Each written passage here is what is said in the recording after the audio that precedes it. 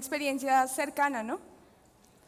Seguramente nos toca a todos. Imagínense, ustedes están muy tranquilos en un evento como este, muy tranquilos en su casa, han dejado el carro afuera, bien, y salen y no encuentran el carro. ¿Qué sienten? ¿Qué hacen? ¿Qué piensan? Esta ciertamente es una problemática cercana a nosotros, es una problemática cotidiana.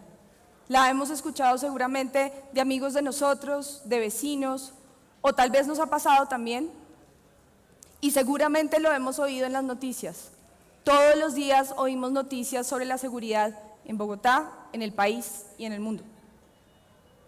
Pensemos acerca de este problema. ¿Quiénes son los que están alrededor del hurto de vehículos? Ciertamente están las bandas criminales, esas bandas delincuenciales que se dedican a la actividad del hurto de automotores, y también está la policía, que trata de controlar el problema mediante controles policiales, como por ejemplo poner policías en una cuadra, o tal vez han visto aquí alrededor de la universidad que hay un cartel que dice: en esta cuadra hemos capturado 116 delincuentes con apoyo de la comunidad. Pero los ciudadanos también tenemos un rol. Los ciudadanos, por una parte, podemos ser víctimas, y cuando somos víctimas lo que va a pasar es que usualmente vamos a reponer el carro porque los procesos de recuperación de un vehículo son largos. Recurrimos a la reposición, pero resulta que para hurtar carros se necesitan carros. Entonces, cuando hacemos la reposición, pues esto contribuye a los carros que están circulando en la ciudad y por lo tanto a los carros que se podrían hurtar. Pero también entonces podemos ser víctimas, y lo que va a pasar, a diferencia de otros delitos, es que ponemos una denuncia. Distinto a, por ejemplo, cuando uno le roban el celular, que de pronto lo denuncia y de pronto no, con el vehículo sí, por el valor del bien y porque necesitamos cobrar el seguro. Pero también están los otros testigos que pueden ver prácticas sospechosas o pueden haber sido testimonio de un hurto automotor y entonces hacen una denuncia. Pero pensemos un poco más en cuáles son las reacciones ante este problema. Pensemos en las bandas delincuenciales. A partir del hurto, ellos pueden usualmente desarmar el carro, vender sus partes y a partir de él obtienen ganancias. Y como en todo negocio, pues una manera inteligente de seguir creciendo es invertirlo en su capacidad para ejercer la actividad, en este caso, en su capacidad delictiva. Y esto, naturalmente, va a contribuir a más y mejor hurto.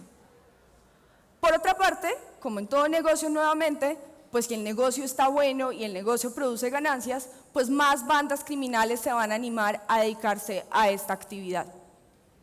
Pensemos ahora en la policía. Cuando la policía percibe que hay un hurto muy alto, pues va a necesitar hacer más controles policiales con el fin de disminuir el hurto. Por otra parte, va a utilizar la información de las denuncias para generar capturas.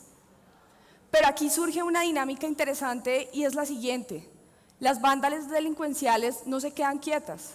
Cuando ellas perciben que hay más controles policiales, entonces ellas se dedican a innovar. ¿Cómo puedo evitar estos controles?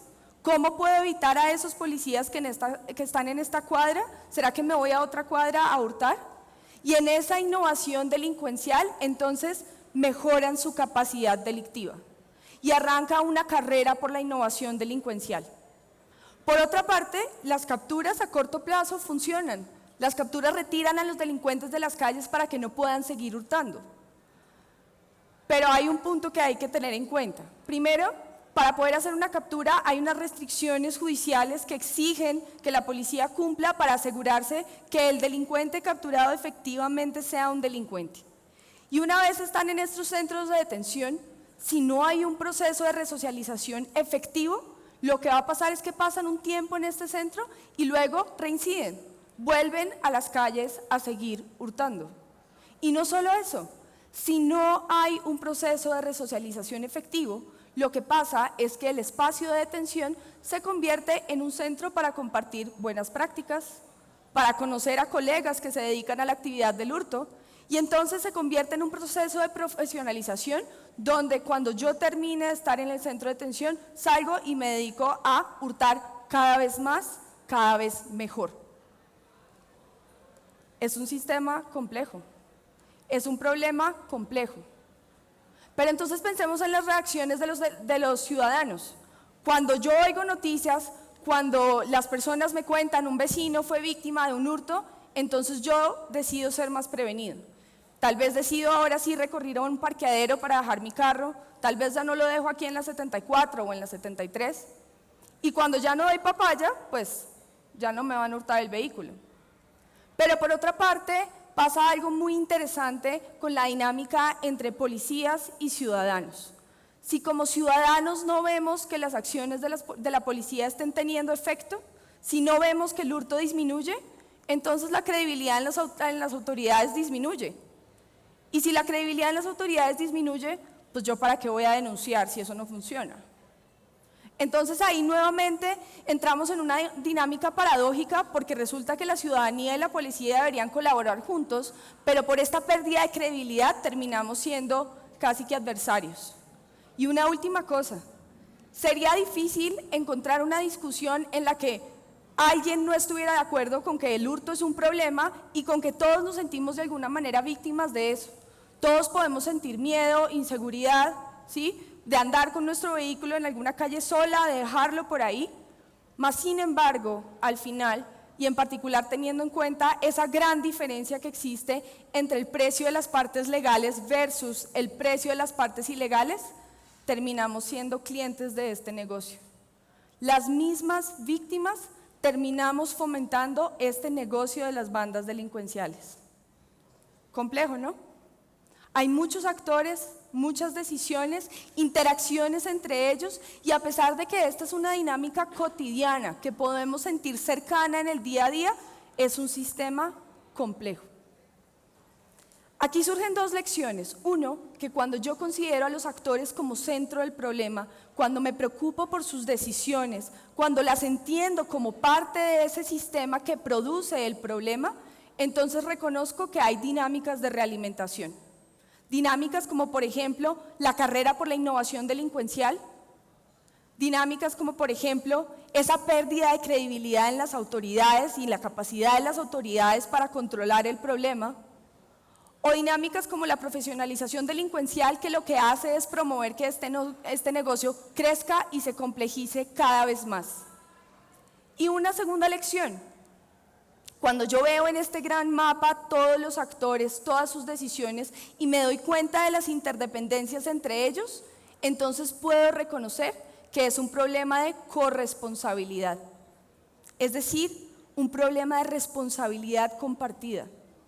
Y ya entonces no puedo simplemente señalar a la policía como la culpable de no controlar el problema, o no puedo señalar a las bandas delincuenciales como aquellas manzanas podridas de la sociedad que están produciendo el hurto.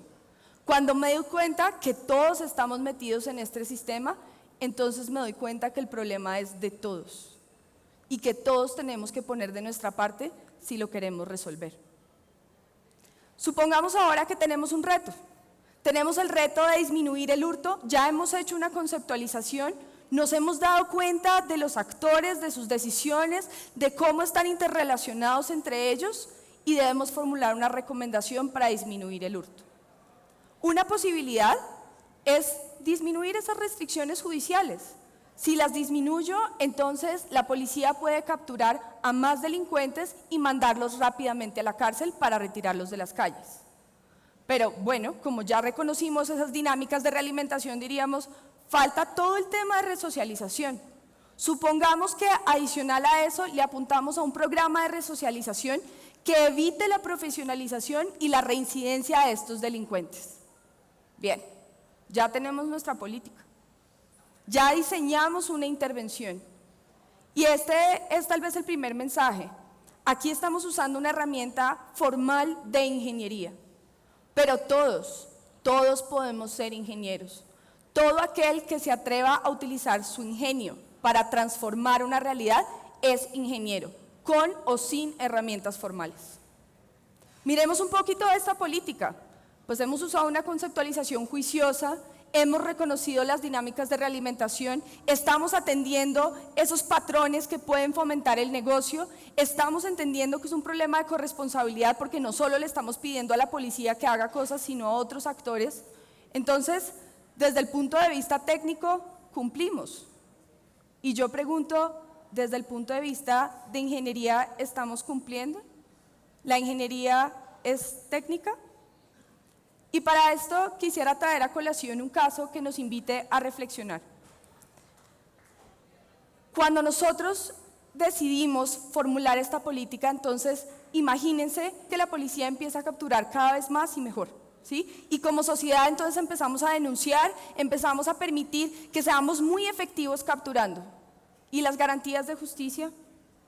¿Qué pasa si tal vez hay una persona que estaba en el lugar equivocado, en el momento equivocado y por coincidencia quedó capturado? ¿Cómo le garantizamos a esa persona que sus derechos de justicia sean garantizados, sean protegidos? ¿Podemos únicamente argumentar que la solución era técnica? ¿Podemos argumentar que el hecho de relajar esas restricciones de justicia es suficiente? Durante la Segunda Guerra Mundial, el gobierno alemán contrató una empresa de ingenieros para que se encargaran de una misión muy específica. Ellos debían diseñar un artefacto que tenía la misión de acabar con vidas humanas. Ese era el objetivo y los ingenieros lo aceptaron. De hecho, diseñaron un artefacto tan bien diseñado que lo pudieron patentar. Esta era una cámara de gas.